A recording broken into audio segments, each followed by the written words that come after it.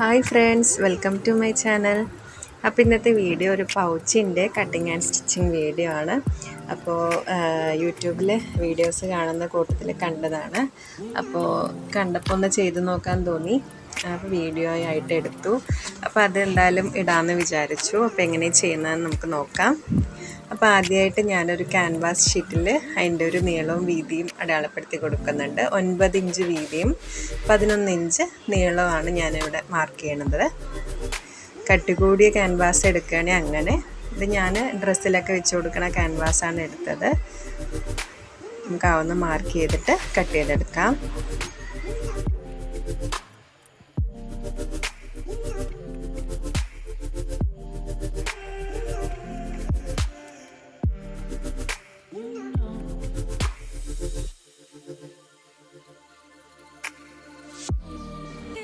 അതിനായിട്ട് നമുക്ക് ഏത് തരം ക്ലോത്ത് ആണെങ്കിലും എടുക്കാം. ഞാനിവിടെ എൻ്റെ അടുത്ത് ഒരു കട്ട് പീസ് ഉണ്ടായിരുന്നു.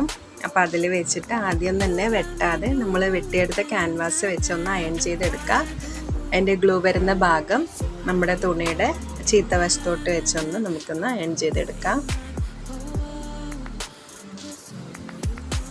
അപ്പോൾ നന്നായി ഒട്ടിയതിന് ശേഷം നമുക്ക് തുണി കട്ട് ചെയ്തെടുക്കാം.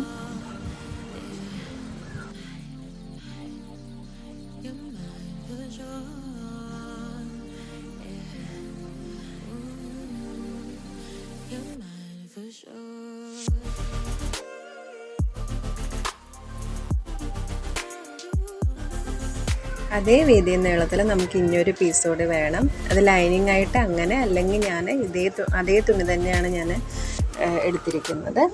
അപ്പം നമുക്ക് അതിൻ്റെ മുകളിൽ ക്യാൻവാസ് ഷീറ്റിൻ്റെ മുകളിൽ ഈ പീസ് വരുന്നത് പോലെ നമ്മുടെ 11 ഇഞ്ച് നീളം വരുന്ന ഭാഗം ഒന്ന് നമുക്കൊന്ന് ഫോൾഡ് ചെയ്തിട്ട് സ്റ്റിച്ച് ചെയ്തെടുക്കാം.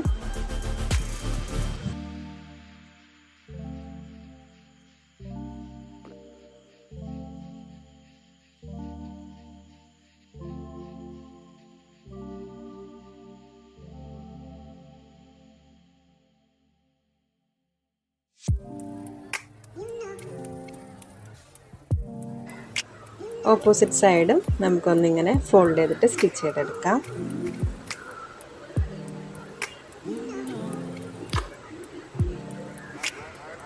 അപ്പോൾ കുട്ടികൾക്ക് നമുക്ക് പൗച്ചിന് പുറത്ത് പോയിട്ടൊന്നും വാങ്ങേണ്ട, സ്റ്റിച്ചിങ് അറിയണവരാണെങ്കിൽ നമുക്ക് വീട്ടിൽ തന്നെ ഇരുന്ന് ചെയ്യാനുള്ളതേ ഉള്ളൂ. കറക്റ്റായിട്ട് കിട്ടുന്നുണ്ട്. നിങ്ങൾ വീഡിയോ നോക്കി ചെയ്യുക. എന്നിട്ട് ഞാനിവിടെ സിബ് എടുത്തിരിക്കുന്നത് ഇത് ഇങ്ങനത്തെ സിബാണ്. നമ്മൾ നൈറ്റിയിലൊക്കെ വെക്കുന്ന പോലത്തെ, അല്ലെങ്കിൽ നമുക്ക് ഈ പൗച്ചിനൊക്കെ വെക്കാൻ കിട്ടുന്ന പോലത്തെ സിബും കിട്ടും. അതുണ്ടെങ്കിൽ നിങ്ങൾക്ക് അത് വേണമെങ്കിലും വെക്കാം.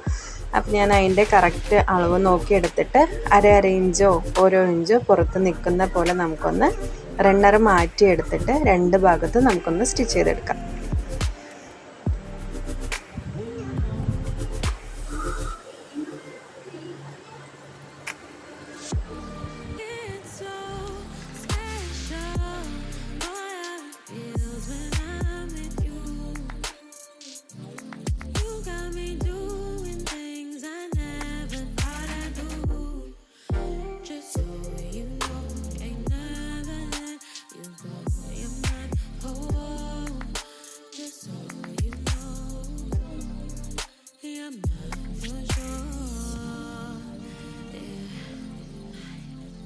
അപ്പോൾ നമ്മൾ രണ്ട് ഭാഗവും ഇതിങ്ങനെ സ്റ്റിച്ച് ചെയ്തെടുത്തിട്ടുണ്ട്. എന്നിട്ട് ചീത്ത ഭാഗത്തോട്ട് മടക്കി പിടിച്ചിട്ട് നമുക്ക് ഈ റണ്ണർ ഒന്ന് തിരിച്ച് കയറ്റി കൊടുക്കണം. അപ്പോൾ അത് സിബ് ഓപ്പണായി കിടന്നാൽ നമുക്ക് സൈഡ് ജോയിൻ ചെയ്ത് എടുക്കാൻ പറ്റില്ല. അതിനായിട്ടാണ് നമ്മളൊന്ന് ക്ലോസ് ചെയ്തെടുക്കുന്നത്. 2 പ്രാവശ്യം നമുക്ക് ആദ്യം ഒന്ന് ക്ലോസ് ചെയ്തെടുത്തിട്ട് പിന്നെ ഒന്നുകൂടി നമുക്ക് എടുത്ത് സെൻറ്ററിലാക്കി പിടിക്കണം.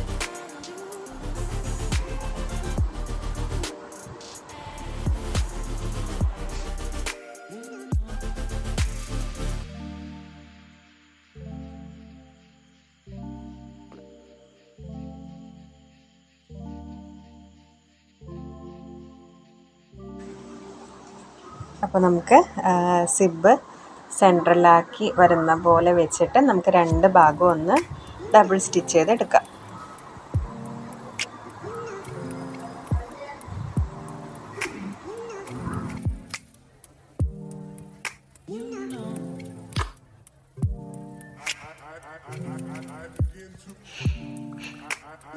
അപ്പോൾ നമ്മൾ സൈഡ് ജോയിൻ ചെയ്തെടുത്തിട്ടുണ്ട് 2 ഭാഗവും.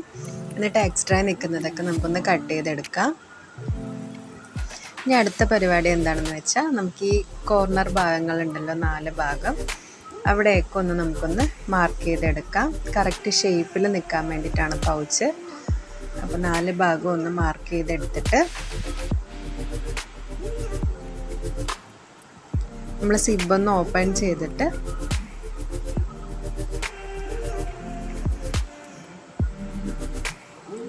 കറക്റ്റ് കോർണർ ഇങ്ങനെ ട്രയാങ്കിൾ ഷേപ്പ് വരുന്ന പോലെ പിടിക്കുക. അതിൻ്റെ ആ സ്റ്റിച്ച് നമ്മൾ ബാക്കിൽ ജോയിൻ ചെയ്ത സ്റ്റിച്ച് കറക്റ്റായിട്ട് ഇതിൻ്റെ സെൻറ്ററിൽ വരണം. അങ്ങനെ കോർണർ ഭാഗത്ത് നിന്ന് ഈ സൈഡിലേക്ക് 1 ഇഞ്ചും ഈ സൈഡിലേക്ക് 1 ഇഞ്ചും കൂടെ മാർക്ക് ചെയ്യുക. എന്നിട്ട് ആ മാർക്ക് ചെയ്ത പോയിന്റുകൾ തമ്മിൽ നമുക്കൊന്ന് ചെരിച്ച് വരച്ചെടുക്കുക. അവിടെയാണ് നമുക്ക് സ്റ്റിച്ച് വരേണ്ടത്.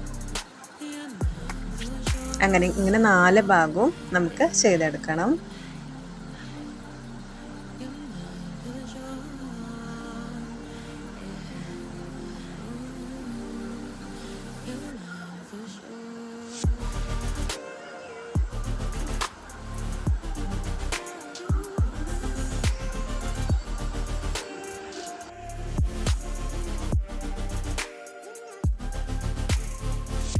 അപ്പോൾ നമ്മുടെ പൗച്ചിൻ്റെ സ്റ്റിച്ചിങ് ഒക്കെ കഴിഞ്ഞ് പെർഫെക്റ്റായിട്ട് കിട്ടിയിട്ടുണ്ട്. അപ്പോൾ ഇങ്ങനത്തെ വീഡിയോ എല്ലാം ഇഷ്ടമാവുകയാണെങ്കിൽ എൻ്റെ ചാനലൊന്ന് സപ്പോർട്ട് ചെയ്യുക. വീഡിയോ ഇഷ്ടമായാൽ ലൈക്ക് ചെയ്യാനും ഷെയർ ചെയ്യാനും സബ്സ്ക്രൈബ് ചെയ്യാനും മറക്കരുത്. Thank you for watching.